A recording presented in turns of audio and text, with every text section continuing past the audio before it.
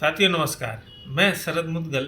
ये वीडियो इसलिए बना रहा हूँ कि अभी जैसे लोकसभा चुनाव आए, उसके बाद विवेचना विश्लेषण जो भी मीडिया द्वारा किया जा रहा है, उसमें टीवी चैनल न्यूज़पेपर जो भी हैं वो तो हैं, वो ये लगा रहे हैं कि किसान ने किसको, मजदूर ने किसको और किसने किसको वोट दिया, उनकी क्या समस्याएं थी, उनकी क्या मांगें थी, उसका क्या प्रभाव पड़ा।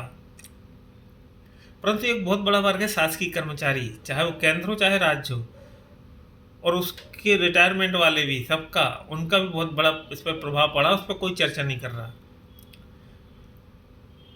क्योंकि ये कर्मचारी भी जो है, उनका परिवार है, मतदाता है, उनके जहाँ इन्फ्लुएंस है, ये भी बहुत बड़ा वर्ग है मतदाता।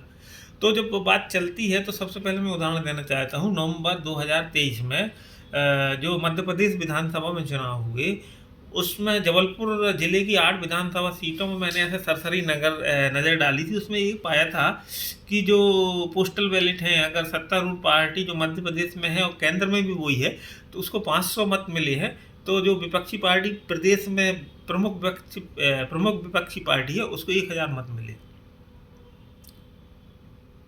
ये वाला प्रोविजन लोकसभा में नहीं था। लोकसभा में ईडी थी, इलेक्शन ड्यूटी सर्टिफिकेट से शासकीय कर्मचारियों ने मत डाले, और वो तो फिर सामान्य जो ईवीएम में मत डाला, तो उनका अलग से आंकड़ा नहीं है। तो इस सरकार ने ऐसा नहीं है कि वेलफेयर नहीं किया है। पे कमीशन भी आया था, उसमें बहुत वेलफेयर किए हैं, कई पदों के वेतनमान उन्नत किए हैं, कैडर रिव्यू किया है, समय समय पर डीए दिया है, अभी बिल्कुल 4% डीए बढ़ाया।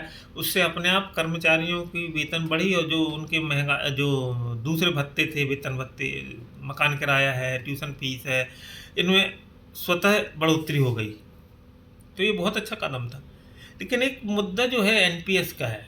एनपीएस में जब 2004 में आया था, तो सीधा सीधा था 10% कर्मचारी का कटेगा, और उतना ही हिस्सा सरकार में लाएगी, और रिटायरमेंट तक उसका जो भी रिटर्न बेनिफिट है या ब्याज मिला के जो कुछ भी है, उससे 60% कर्मचारी को नगद मिल जाएगा, 40 से उसकी पेंशन बनेगी, उसको मिलेगी, या उसके बाद उसके डिपेंडेंट परिवार को मिलेगी। ये प्रोविजन था। अब इसी सरकार ने 2019 में, क्योंकि वेलफेयर का जो था, एम्प्लॉय वेलफेयर को ध्यान में रखते हुए इसमें सुधार किया। 14% सरकार का सब्सक्रिप्शन हो गया, और 10% कर्मचारी का ही रहा। आगे और सुधार हुए, इसको ग्रेजुटी से जोड़ा गया। जो डेथ इन सर्विस में होगा उसको सीसीएस पेंशन रूल का जो 1972 वो प्रोविजन लाए। सीजीएचएस का था, आफ्टर रिटायरमेंट सीजीएचएस बेनिफिट मिलेगा। कुछ कंडीशन है कि 10 साल की सर्विस हुआ था, लेकिन एक सुधार तो था। और ये सुधार की मूल भावना में सरकार का जो मंशा थी, वो कोई गलत नहीं है, वो सही है। कि जो है कमेटी बनाई, हाई पावर कमेटी बनाई, संसद में वित्त मंत्री जी ने बोला था, तो उसकी रिपोर्ट आकर उसको लागू हो जाना चाहिए था। तो जो कर्मचारियों में असंतोष था, उसमें कुछ उनको राहत मिलती।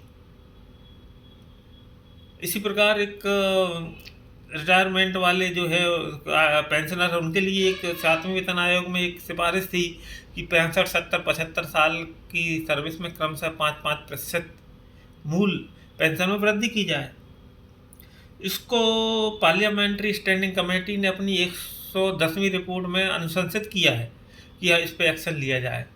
तो जब पार्लियामेंट्री स्टैंडिंग कमेटी 120वीं रिपोर्ट, एक्शन टेकन रिपोर्ट जो आई 2022 में या 23 में, सन तो याद नहीं है, उसमें ये बोला गया कि जो मतलब एक्शन टेकन में क्या एक्शन होगा। तो पहला था कि department of personal pension welfare ने ये मुद्दा एक्शन लिया, और सभी विभागों से पूछा कि आपके यहाँ कितने कर्मचारी इससे प्रभावित हैं, लाभान्वित होंगे, उनका वित्तीय कितना भार आएगा ये बताइए। तो उन्होंने बताया। फिर वो पूरा प्रपोजल बना के department of personal pension welfare ने डिपार्टमेंट ऑफ एक्सपेंडिचर वित्त मंत्रालय भेज दिया। वित्त मंत्रालय ने ये कहते हुए वापस किया कि भाई इसमें आप बजट डिवीजन की अनुशंसा लीजिए, budget division department of economic affair, कि इसका क्या, कहाँ से बजट आएगा। तो जब उन्होंने इसको भेजा बजट डिवीज़न को, तो बजट डिवीज़न ने ये लिख के वापस कर दिया कि भाई इसके लिए तो बजट में बहुत राशि चाहिए है, और ऑलरेडी सरकार बहुत पैसा बजट पर खर्च कर रही है, पेंशन बजट पे, और इससे अगर लागू करेंगे तो राज्यों पर भी असर पड़ेगा। ये तो एक परमानेंट वाला मतलब टिप्पणी है। दूसरा कि ये जो सरकार की जो एनपीएस इसी मुद्दे से लाए हैं कि आगे और लायबिलिटी सरकार पेंशन फंड पे नहीं बढ़ाना चाहती, तो ऐसा करके उन्हें वापस कर दिया। अगर देखा जाए तो मुख्य मुद्दा जो है बजट का ही है। अब इस सब को देखते हुए स्टैंडिंग कमेटी ने टिप्पणी की कि committee is not in position to pursue further keeping in view of the reply submitted by the ministry department, जो भी है। मतलब आगे कमेटी जो पार्लियामेंट्री स्टैंडिंग कमेटी है एक्शन टेकन रिपोर्ट पे ये लिख देती है कि फिलहाल अभी इस पे हम आगे नहीं बढ़ा रहे हैं।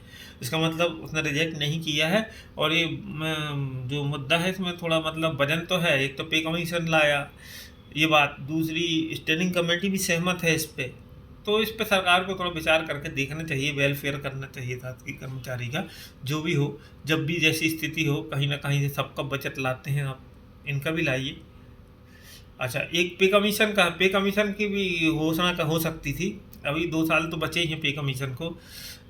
2026 से फिर से प्रभावी हो जाएगा, लेकिन सरकार ने नहीं किया। कर देते तो पे कमीशन से तनख्वाह तो बढ़ती है वो अलग है, लेकिन दूसरे मुद्दे जो रहते हैं ग्रीवियंसेज है एसोसिएशन की है कर्मचारी की, उस पर पूरा जो